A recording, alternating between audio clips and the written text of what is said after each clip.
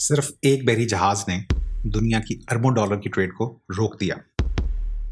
ये एक अनहोनी सी बात लगती है, मगर ऐसा हकीकत में हुआ है। ये कैसे हुआ और इसका क्या हल निकाला गया है, आइए जानते हैं आज के इस प्रोग्राम में।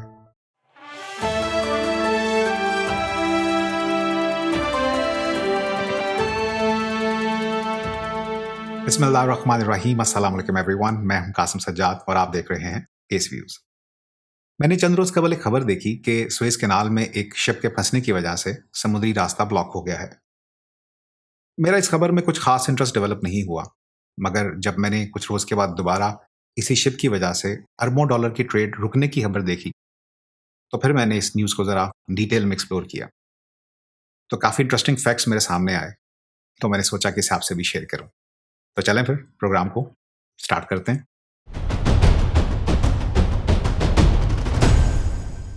सुएज कैनाल मिस्र का एक sea level artificial water pass through है, जो मेडिटेरेनियन सी को रेड सी से मिलाता है।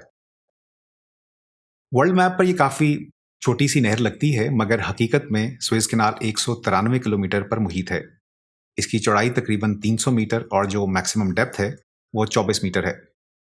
आई थिंक बहुत कम लोग ये शायद जानते होंगे कि सुएज कैनाल जो है वो सल्तनत उस्मानिया के दौर हुकूमत में तामीर हुई। इस मैसिव वंडर को बनाने में 15 लाख से ज़्यादा अफराद ने 1859 से 1869 तक 10 साल की शब रोज़ मेहनत के बाद इस मास्टरपीस को तख्लीक किया। सुएज कैनाल का इफ्तिताह 17 नवंबर 1869 को किया गया। उस जमाने में इस पर तकरीबन $100 मिलियन लागत आई थी, जो आज के तकरीबन $3 अरब बनते हैं। इस वाटर पास थ्रू की हमेशा से बड़ी अहमियत रही है, मगर आज की दुनिया में इसकी अहमियत पहले से कहीं ज़्यादा है, क्योंकि तकरीबन दुनिया की 12% ट्रेड नहर सुएज पर डिपेंडेंट है। आई थिंक इसको बेहतर अंडरस्टैंड करने के लिए हमें इसकी लोकेशन को समझना जो है वो बहुत ज़रूरी है। नहर सुएज एशिया और यूरोप को मिलाने का छोटा तरीन बहरी रास्ता है, और कार्गो कैरियर्स इस रास्ते के इस्तेमाल से बहुत सा वक्त और पैसा बचाते हैं। एशिया को यूरोप से मिलाने का एक अल्टरनेट रास्ता जो है वो साउथ अफ्रीका के नीचे से होते हुए केप ऑफ गुड होप से गुजर कर जाता है, मगर एक तो इसमें बहरी जहाज़ों को 2 हफ्ते का एडिशनल सफ़र तय करना पड़ता है। दूसरा, केप ऑफ गुड होप से यूरोप जाने के लिए रास्ते में अफ्रीका को क्रॉस करना पड़ता है, जहां सोमाली कज़ाकों के हमले का भी खतरा रहता है। अब आप ज़रा इमेजिन करें कि आपकी शिपमेंट 2 हफ्ते लेट आए और ऊपर से आपको फ्रेट भी ज़्यादा अदा करना पड़े, तो आप कौन से रास्ते का इंतखाब करेंगे? I think choice is quite obvious. खैर, स्ट्रेटेजिकली देखा जाए तो नहर सुएज की ग्लोबल ट्रेड में अहमियत इतनी ज़्यादा है कि जब 1956 में मिस्री सदर जमाल अब्दुल नासिर ने सुएज कनाल को नेशनलाइज किया, तो उसके नतीजे में इंग्लैंड, फ्रांस और इसराइल मिस्र के खिलाफ जंग लड़ने को तैयार हो गए थे। इस इवेंट को द सुएज क्राइसिस के नाम से याद किया जाता है। यह नहर इस वक्त इजिप्शियन गवर्नमेंट के इदारे सुएज कैनाल अथॉरिटी के तहत चलाई जा रही है। इजिप्शियन गवर्नमेंट इससे भरपूर माली फ़ायदा उठाती है। जैसे बात करें तो पिछले साल 2020 में मिस्री हुकूमत ने नहर सुएज से सिर्फ टॉल्स की मद में $5.61 अरब कमाए थे। खैर, ये तो हो गया नहर सुएज का बैकग्राउंड और उसकी अहमियत। अब आते हैं उस शिप की तरफ जिसने नहर सुएज को बंद करके दुनिया की अरबों डॉलर की ट्रेड रोक दी। इस 400 मीटर लंबे और 2 लाख टन वजनी जापानीज ओन्ड शिप का नाम एवर गिवन है, जिसको एक ताइवानीज फर्म एवरग्रीन मरीन के नाम से ऑपरेट कर रही है।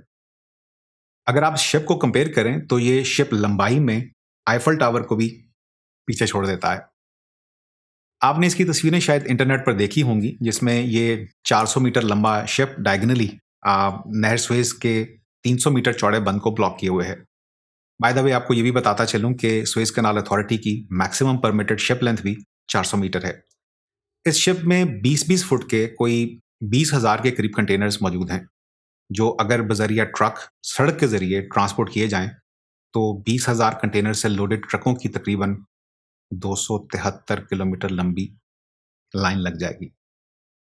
आई थिंक अब आप सही तौर पर अंदाज़ा कर सकते हैं कि ये कार्गो शिप कितना लोडेड है और सी कार्गो की ग्लोबल ट्रेड में क्या अहमियत है।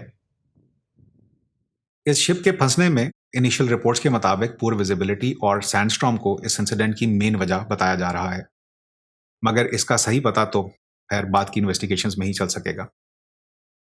इन कंडीशंस में इस लोडेड शिप का कंट्रोल लूज हो गया और शिप नहर के एक कोने से जा टकराया।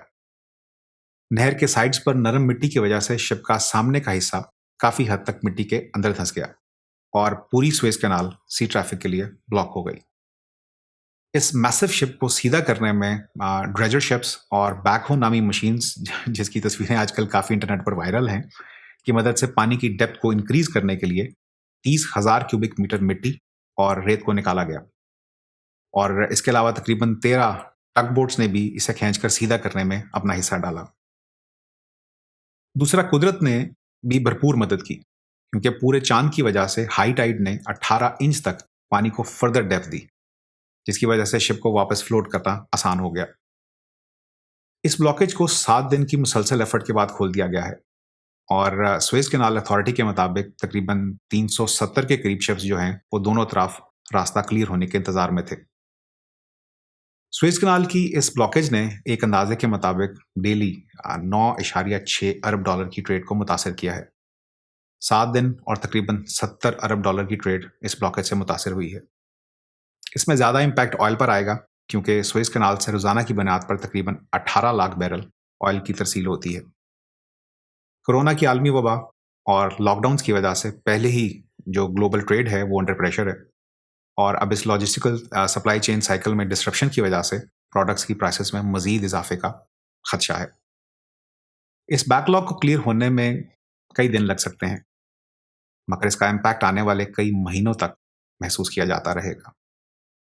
उम्मीद करता हूं कि आपको इस वीडियो से कुछ नया जानने का मौका मिला होगा। आपसे इंशाल्लाह अगले प्रोग्राम में फिर मुलाकात होगी। तब तक के लिए मुझे कासिम सजाद को इजाज़त दीजिए।